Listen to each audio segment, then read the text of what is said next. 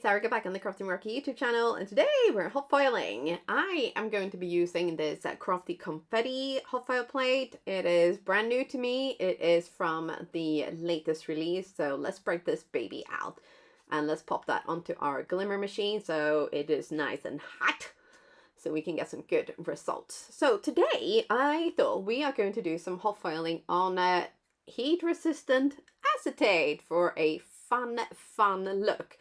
But yeah, just make sure that if you're taking something brand new out of the packet, make sure you get the sticky stuff off the back before you put it onto your Glimmer machine, and then let that heat up and then get the rest of your supplies. So as I said, we are gonna use some heat resistant acetate. It is super important that it is heat resistant. Do not try this with just acetate that doesn't say heat resistant.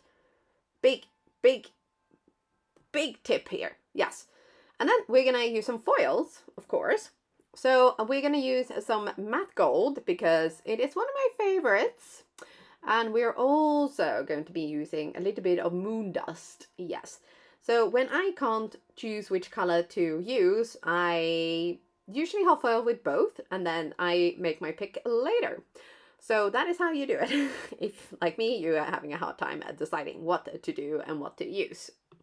So we are going to roll this out and cut it to hopefully the perfect size. And then we're going to we're not going to pot. We're going to put the foil pretty side down, smooth that out a little bit. And then here's the top tip when it comes to acetate. Fold the sheet in half, put it into middle, and then smooth it out because it's very staticky. So, and the foil is very flimsy. So it can be a little bit tricky to get everything to kind of stay down flat. So if you are using acetate and foil, this is a top tip when it comes to adding your foil. Another way to do it is to add your foil to your acetate before you actually put it onto the hot foil plate. So do whichever one works best for you. And if you have another tip, I would love to hear it as well.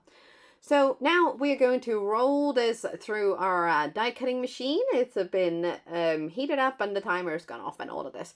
Now I have noticed that my die cutting machine must be kind of losing the pressure in some places, because the reason I say this is because sometimes the foil, it doesn't stick and it's generally in the same areas. So I think it's actually the rollers, but I mean, look how cool that turned out, right? And I have this background here, which is made with, I want to say, sprays. So it's probably a distressed oxide sprays. And I thought that was going to just look fabulous.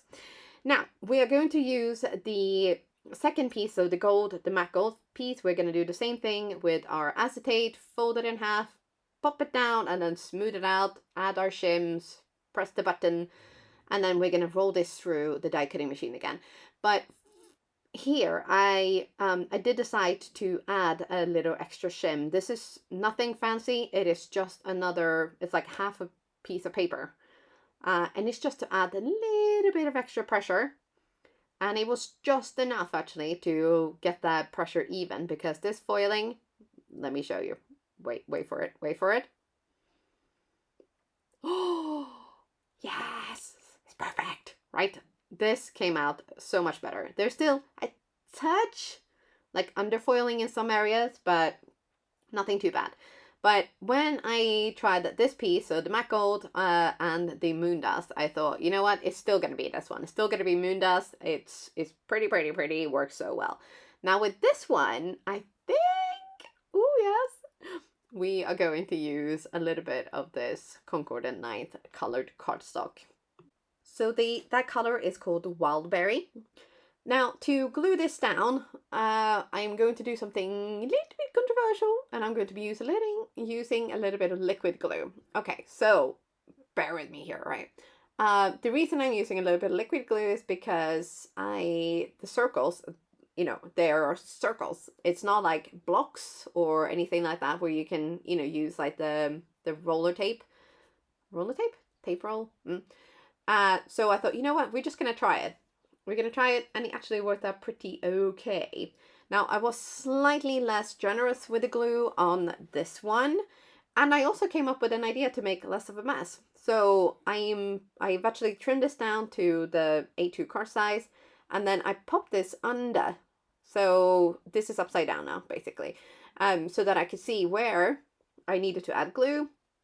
And then I have gone over, I'm not going to say all of it, but because I was slightly less generous with this one. Yes, but it's still sticking fine. It's still perfect. It still works. So here as well, I was just a little bit more gentle, like trying not to get it to smoosh out so much. But yeah, with this one, I feel like it actually kind of added a little something to the background, because the liquid kind of made the spray that's on the background react a little bit. So there's this kind of halo around some of the circles, which looks really cool. Yes. So we are going to trim off the excess, and then we're going to add a birthday die cut. This is from the Birthday Slimline tag duo. So this is one of my probably most used word die cuts from the entire Crafty Meraki arsenal. And then we're going to add a happy. This one is also hot foiled, actually. So this is the Gilded Greetings. And I've used matte gold on that one as well. So you can see here that Moondust just looks so good. And then, of course, we are going to add a little bit of bling. Yes, these are emerald. And recently, when I was in the States working with Binder, I was actually making some bling swatches. Oh, they are something to behold, let me tell you. Yes, so good. And when I saw how emerald looks like, I just had to grab a pot, because oh, they're so gorgeous. And here, what I've done is I've added. Okay, I'm not even gonna pretend that it's not a lot. I've added a lot of bling, and I've added them inside some of the circles, so the thinner circles rather than like the solid circles, just to kind of add bling, I guess, but you know what I mean, right?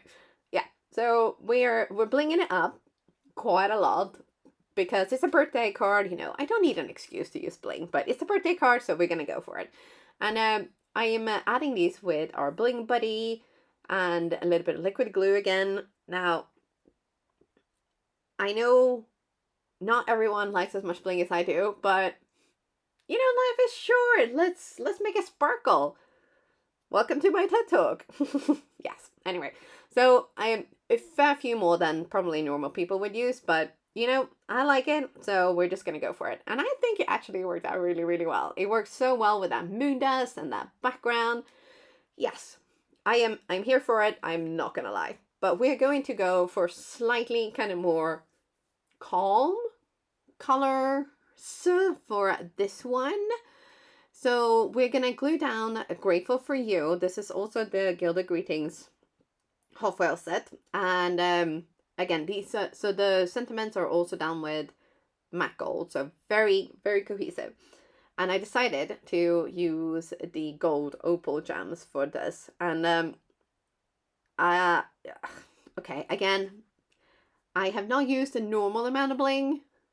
I have used an Erica amount of bling. So you don't have to do what I say, I suppose, unless you really, really like the bling. And if you want to be enabled to use more bling, I am here for you. I am here for you. Yes. So if you need any kind of encouragement to use more bling, drop me a comment down below and I will for sure hype you up. I can do it. Yes. So again, adding quite a lot here, but you know, again, I don't see a reason why not. So we're gonna go for it. And but with that, our 2 cards are done. I really, really like how these turned out, and it works so well with that heat okayed acetate or heat approved. What am I saying? Yes, you know what I mean.